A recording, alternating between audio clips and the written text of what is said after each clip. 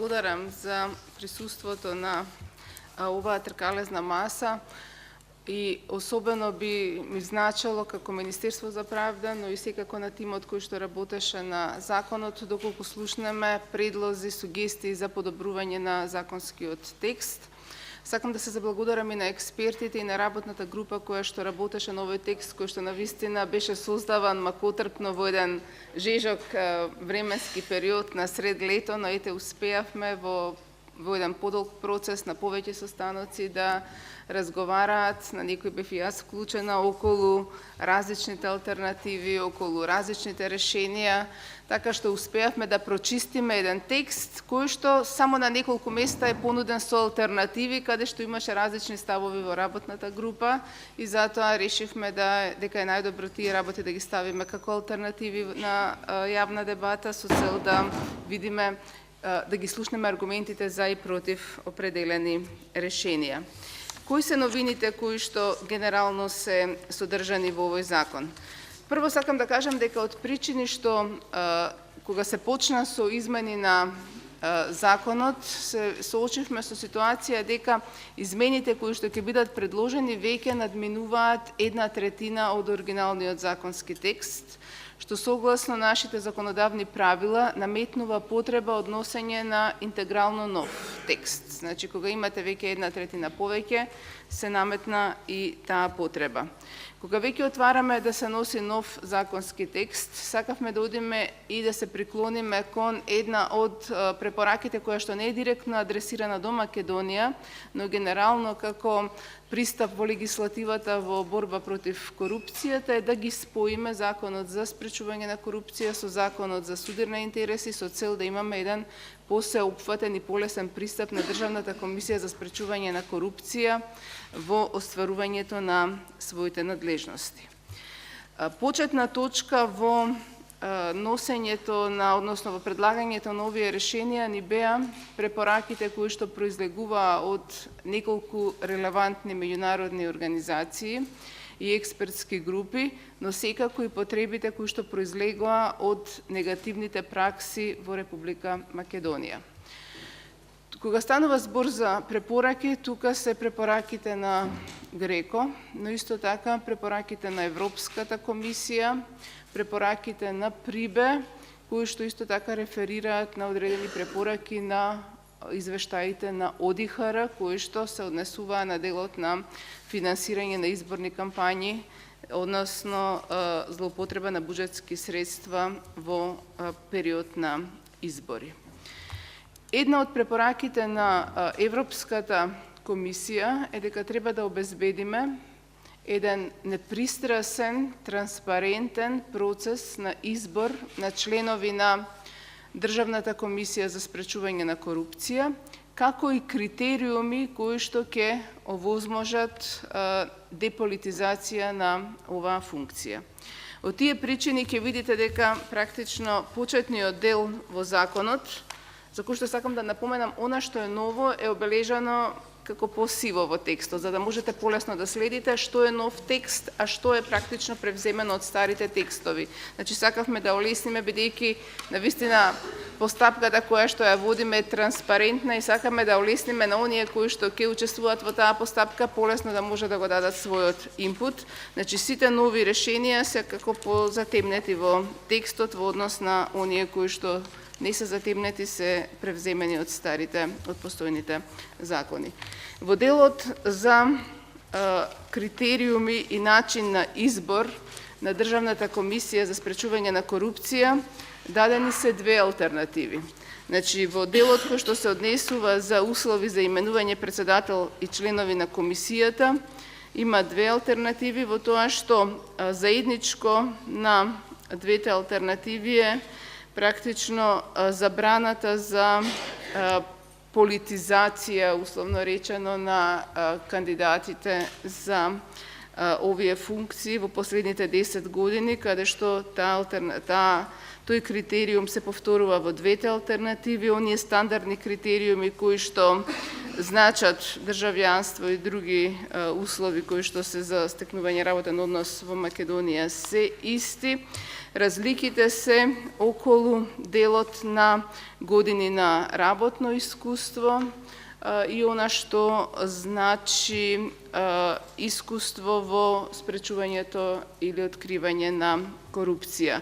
Во едното се оди на повеќе формализирани критериуми, другите се по-неформални, и едните и другите имаат предности и слабости, така што навистина би било добро и да слушнеме на некој начин ваши согледувања на овие две алтернативи. Вториот дел кој што се однесува на постапката за избор на членови на председател, исто така е дадена со алтернативи.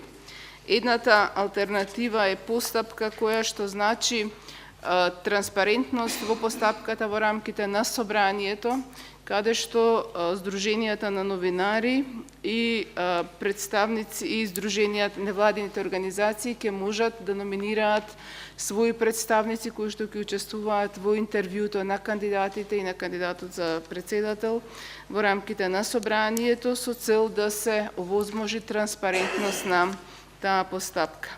Втората алтернатива е со претходна комисија за селекција на кандидатите, која што е составена со представници од различни институции, со тоа што тука евентуално би можело да биде проблем, реално кои би биле тие представници, бидејќи не се дадени критериуми во тој дел, и што во ситуација кога одредени институции не ви функционираат или нема да добиете представници. Значи има и одредени дилеми во таа алтернатива.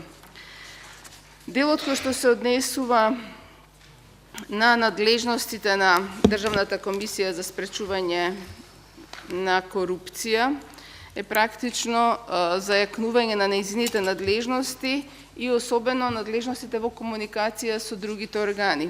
Ќе видите дека има веќе прецизни рокови и обврски на органите да одговорат на Државната комисија за спречување на корупција и секако доколку во одредени случаи не се завршени постапките да ги информираат, Државната комисија за спречување на корупција во тој дел. Пристапот до банкарските сметки, дадени се веќе и ефикасни механизми на кои што ќе следат и прекршочни одредби кои што ќе бидат зајакнати во делот на казнување на оние институции, вклучувајќи ги и банките кои што нема да одговорат на барањата на Државната комисија за спречување на корупција.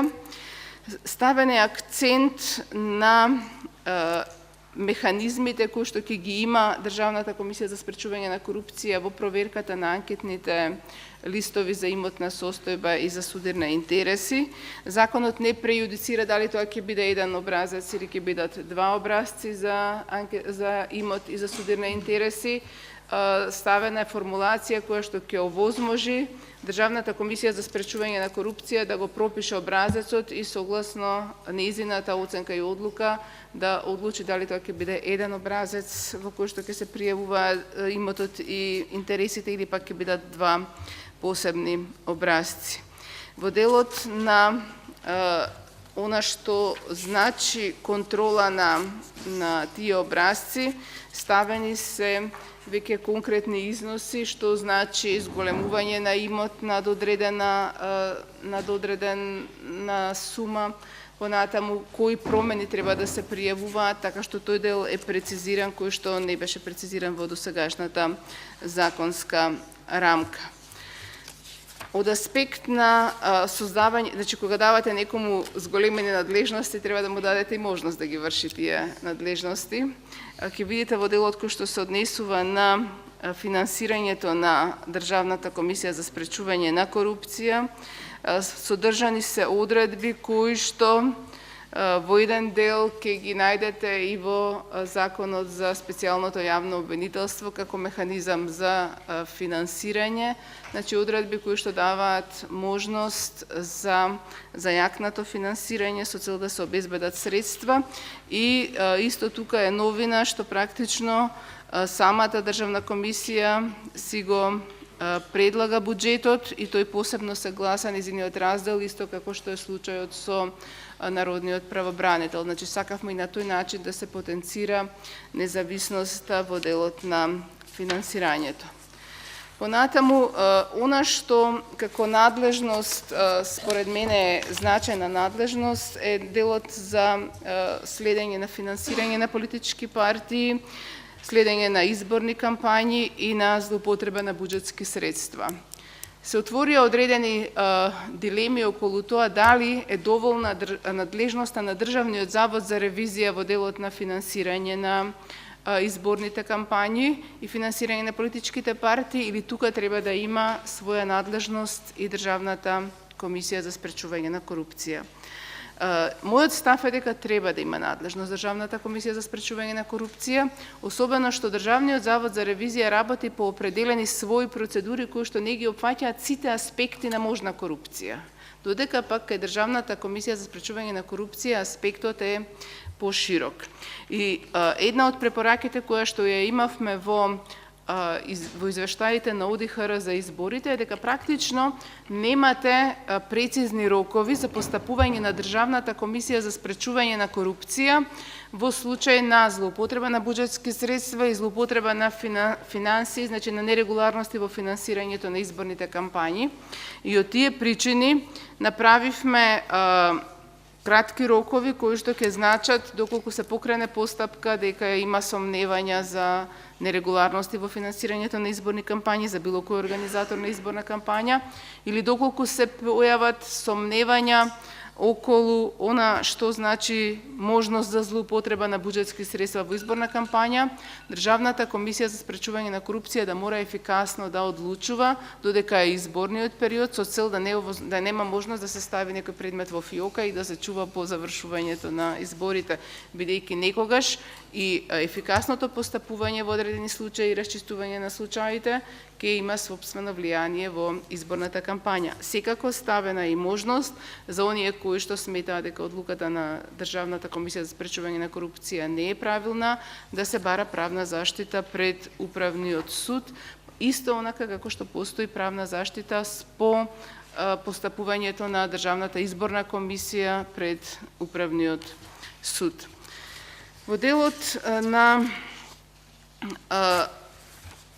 одредени работи кои што се однесуваат на судирот на интереси, ќе видите зајакнати се надлежностите и ставени се и одредени случаи за кои што имавме на некој начин јавни укажувања, јавни дилеми за определени случаи во изминатиот период, така што и тие прашања се адресирани во законот со цел да биде јасно постапувањето во тој дел. Сметам дека она што една исто така надлежност која што ќе ја забележите била порестриктивна во изминатиот период во законот, а тоа е делот на увид кој што би го имала Државната комисија за спречување на корупција во договори за јавни набавки во случај кога има сомневање за корупција. Во досегашниот закон постоеше таа надлежност само во изборен период. Сметам дека тоа е апсолутно неприменливо сега, особено кога имате забрана за договори во изборен период, и затоа тоа е проширено во период, значи надвор од изборниот период, ако се јава случај на корупција и Државната комисија за спречување на корупција да има своја надлежност во овој дел. Една од дилемите која што се отвори во работната група беше прашањето дали треба управата за приходи да има своји надлежности во овој дел или не. Јас лично сметам дека не треба да се исклучува управата за јавни приходи, со оглед на тоа што таа веќе има воспоставено механизми. особено што има определени надлежности во делот на одоначување на непријавени приходи, така што ако ја исклучите целосно може да направите правен вакуум за определени надлежности, за определени евентуално нерегуларности. Од тие причини оставен е член во законот кој што реферира на надлежности на управата за јавни приходи, секако таа ќе си постапува согласно нејзините закони, односно нејзините одредби. И сметам дека оставањето на нејзината надлежност е битна во овој период кога додека да се формира Државната комисија за спречување на корупција, донесувањето на законот, понатаму создавањето на капацитетите, сепак би било многу лошо да имате вакуум простор во кој што управата ќе нема надлежност, Државна комисија за спречување на корупција ќе немате формирано и практично можете да родите практично нови сомневања зашто и кои се мотивите за вакво исклучување, а особено што таа институција веќе има своји разработени механизми кои што навистина може да придонесат во борбата за спречување на корупција. Накратко од мене толку за некои прашања кои што мислам дека се побитни во делот на законот. Сега, колку што знам, Сладјана е наред, а потоа навистина ќе ми биде драго да слушнеме коментари и предлози за подобрување на текстот. На мене и на моите колеги, ние бевме членови на првиот состав на Државната комисија за спречување на корупцијата и веројатно тоа беше првиот мотив или првата причина да бидеме поканети со нашето искуство и познавањето на оваа материја.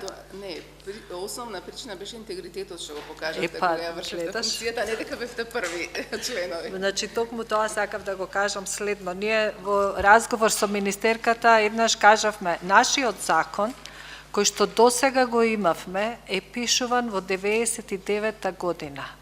Јас бев член и на таа работна група кога се пишуваше тој закон исто во оваа зграда, во клубот на пратеници од Карши, во другата просторија.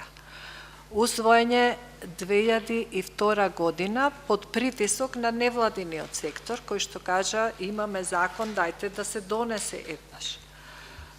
Се формираше комисијата во 2003. Во 2002 во ноември. Во 2003 година се донесе Конвенцијата на Обединетите нации за борба против корупцијата. Во 2012 имаме принципи од Джакарта за антикорупцијските тела. Значи, оваа материја е жива материја, нешто што постојано се надградува и се развива. Ние после, откако се формираше Државната комисија за спречување на корупцијата, каде што во законот го имавме концептот и поимот судир на интереси кој што не беше познат се уште. После тоа се донесе закон за спречување на судир на интереси, закон за пристап до информација од јавен карактер, носевме други закони, менувавме кривичен законник, формиравме нови институции, а законот остана таков каков што е. И во книгата што предходно беше посочена од Илината во незиното истражување кај што ги анализираше антикорупцијските институции. И во дебатите во јавноста слушавме дека се зависи од интегритетот, тоа што го кажа Рената, од луѓето. На истиот закон, различни состави на комисијата покажаа различни резултати. Значи, сепак, тоа е клучот. Постоењето на политичката волја, која што еве и денеска, некогаш политиката и секогаш вели, еве политичка волја, носиме закон. Но тој закон треба навистина да се поддржи во неговата примена и луѓето кои што го применуваат законот, но да се обезбедат и ресурси, да се обезбедат средства, да се обезбеди независност на тие институции. И токму затоа, не само заради кризата што ја видовме настана, се дадоа оставка членовите, немаше ефекти повеќе од работењето на тело, се сочивме и ние и после нас со многу дилеми околу тоа кое е местото на тоа тело во системот на институции и бевте сведоци на неприфаќање на иницијативите од страна на јавните обвинители, одлагање во постапувањето, непочитување на барањата за преземање на мерки од страна на комисијата, од страна на институциите кон кои се обраќаше комисијата со барање за преземање на конкретни мерки кон одредени субјекти на овој закон. неефикасноста во проверката на имотната состојба, ние го имавме сето тоа убаво на хартија, меѓутоа во пракса ништо не беше веќе доволно ефикасно за да ги задоволи потребите за да имаме ефикасна заштита или превентива на корупцијата. Концептите исто така кои што ги спомна Илина, Хрватска, Латвија, јас би ја додала и Романија тука, тие се концепти каде што институциите кои што беа задолжени за борба против корупцијата се во рамки на јавните обвинителства, значи тие имаат истражни надлежности. Конвенцијата на Обединетите нации предвидува можност да се имаат два вида, истражна и превентивна. Ние повторно се определивме за концептот превентивна институција. Меѓутоа, имајќи предвид дека и таа превентивна институција има определени надлежности да проверува, да врши проверки, да си ја остварува својата функција ефикасно, не само да биде поштар кој што ќе бара од другите институции да постапуваат, и тоа беше сега во оваа фаза неопходно да се обезбеди. Таа институција да покаже ефикасност и да го зајакне своето постапување и работење. Ние од овде произлезе и посега е во широка употреба терминот административна истрага, кој што многу мои колеги, луѓе со кои се срекаваме, имаат проблем да го прифатат, но тоа е можност да се направи увид во оние бази на податоци и документи кои што се веќе јавни, кои што треба да бидат достапни на институциите кои што соработуваат за утврдување на одредена состојба. И повторно, иако не го именуваме, ние пак го имаме тој концепт на административна истрага, давајќи ги надлежностите на комисијата кои што сега ги додаваме со овој закон. Значи, тоа се сите работи кои што требаше да се имаат во предвид и како контекст, и како концепт, како искуства за понатаму како да се оди во овие измени во носење на новиот закон. Имавме доста разговори, доста дилеми како да се пристапи кон одредено решение, како тоа да се напише во закон, затоа што се засегаат многу права. Мораме да внимаваме тука и на човековите права, и на тоа што може, што не може и докаде може комисијата да го прави.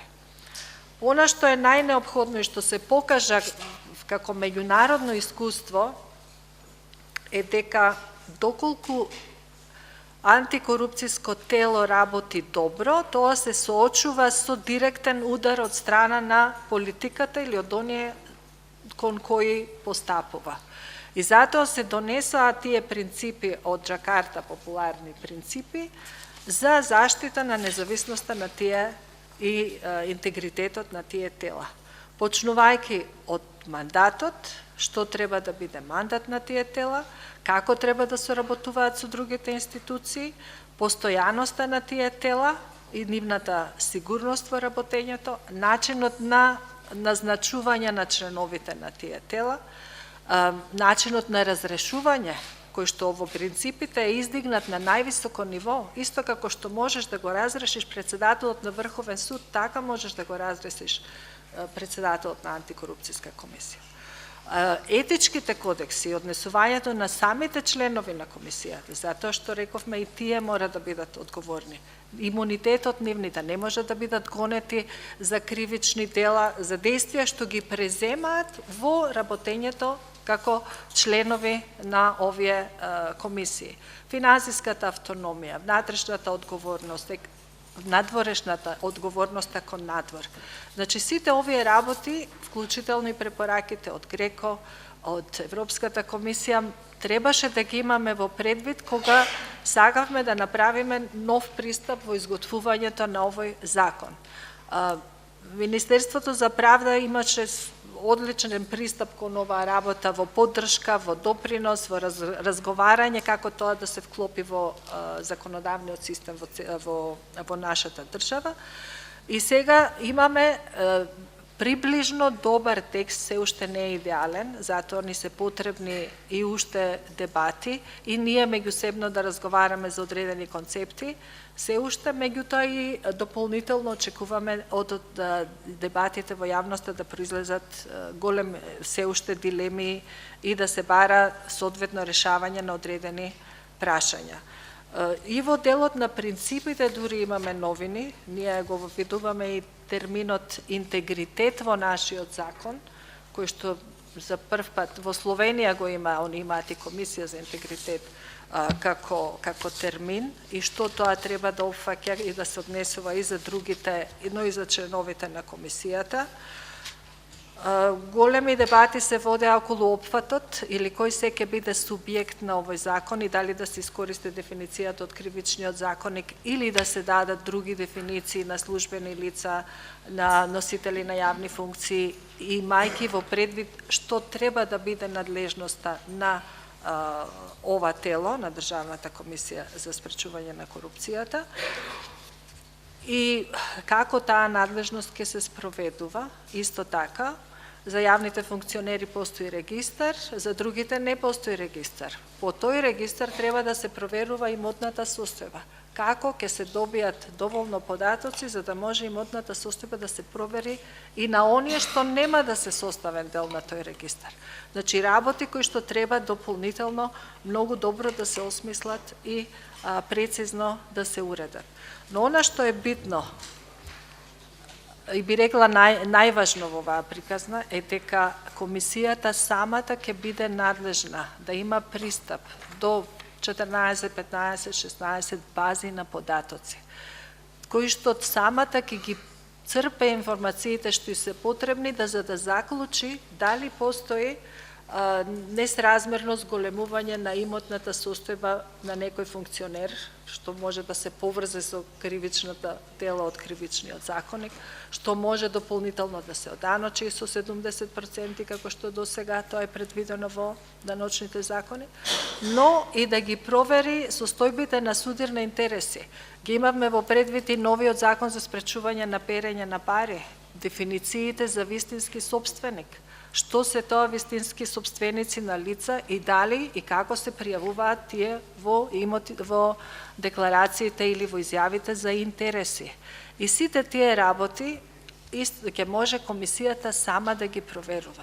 Но за тоа и треба буџет, капацитет, луѓе, знаење, што ќе значи уште многу работа за да можеме навистина да постигнеме ваков тип на ефективност и ефикасност во работењето на комисијата и ваков тип на резултати кои што сакаме да ги видиме.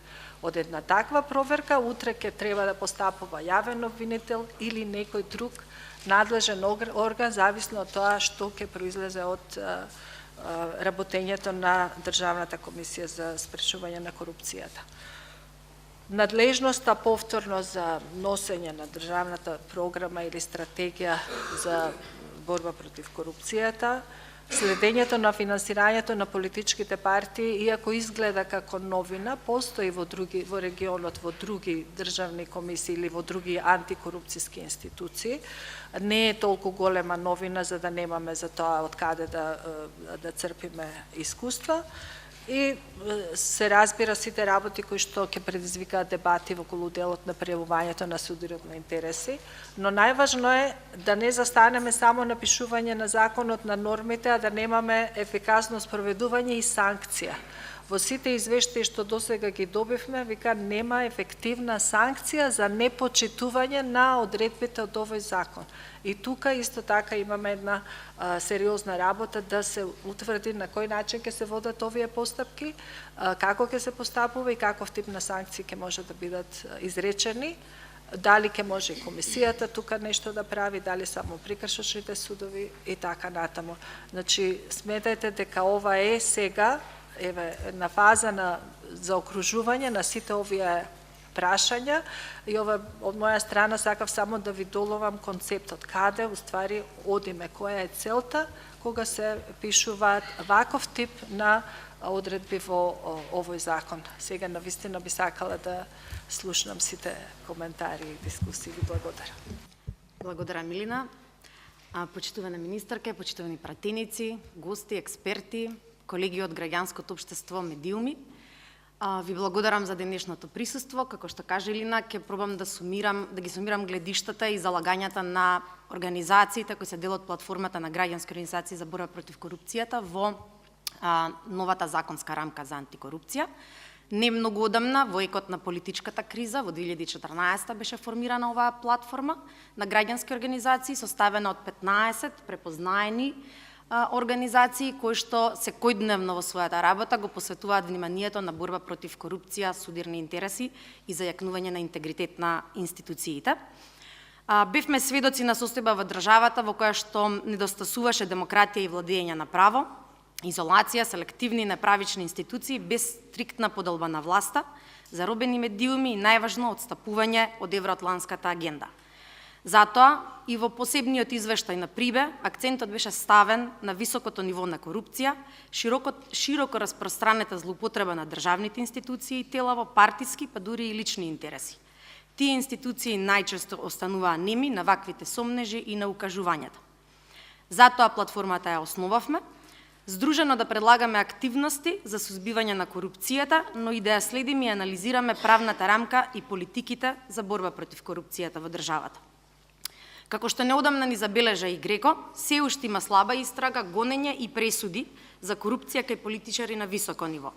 Државната комисија за спречување на корупција не одговори во минатото на предизвикот да има водечка улога во спречувањето и борбата против корупцијата, а недостатокот на независност и слабиот нејзин мандат најчесто беа критикувани како од експертите, од невладините организации, од меѓународната заедница, па дури и од јавноста.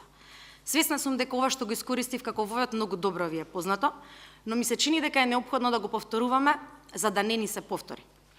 Составот на овој панел, шаренолик, иако женски панел, покажува дека е започнат транспарентен процес во Министерството за промени на идната законска рамка за спречување на корупцијата, во која што се, како што кажавме неколку пати, вклучени и граѓанските организации.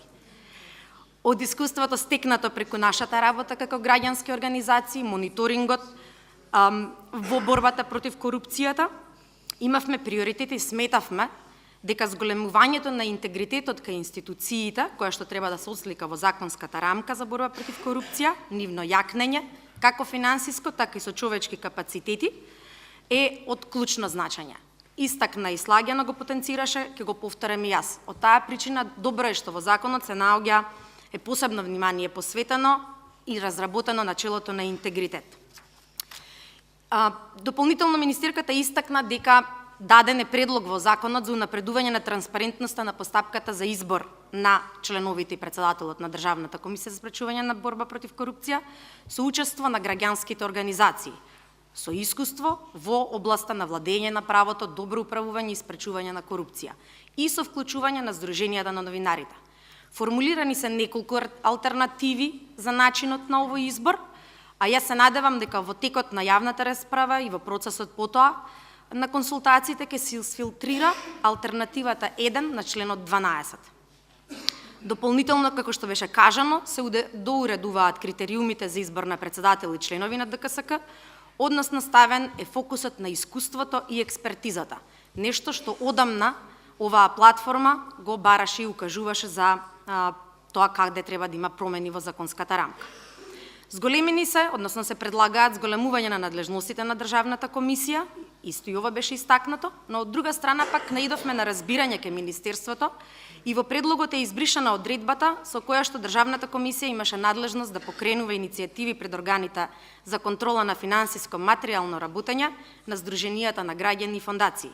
Сведоци бевме и бевте, некој лично го осетивме, ја осетивме злоупотребата токму на оваа одредба, односно надлежноста на ДКСК, кога 22 граѓански организации беа предмет на политички финансиски контроли токму по иницијатива на ДКСК. И без оваа одредба сметам дека другите надлежни институции за контрола на финансиското работење можеа да го проверат работењето. Дадено е значењето на изразите кои што се употребуваат во предлог законот, но она што останува за нас како граѓански организации, што исто така треба да се допрецизира во однос на јавната расправа на предлог законот, е делумно необјаснетата поврзаност со кривичниот законник во делот на одговорноста на одговорните лица кај правните лица, кои што тие што сте присутни што ја следите реформата на кривичниот закон, знаете дека во 2011 година со промените како службени лица одговорни согласно кривичниот закон се и одговорните лица на здруженијата и фондациите. Верувам дека во јавната расправа ќе се навратиме и на ставот 1 од членот 8 на оваа одредба.